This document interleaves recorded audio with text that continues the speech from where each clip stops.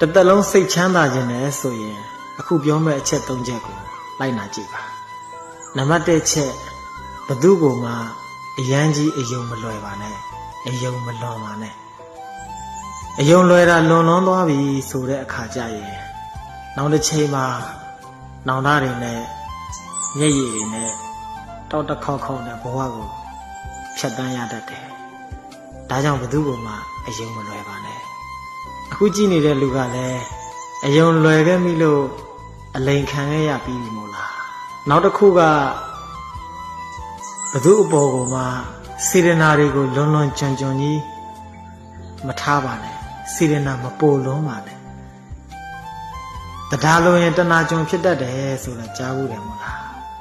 စေရနာတွေလွန်ကဲသွားတဲ့အခါမှာကြုံဖြစ်သွားတတ်တယ်စေရနာကိုတန်ဖိုးမထားနားမလည်တဲ့လူနဲ့တွေ့တဲ့အခါမှာလဲ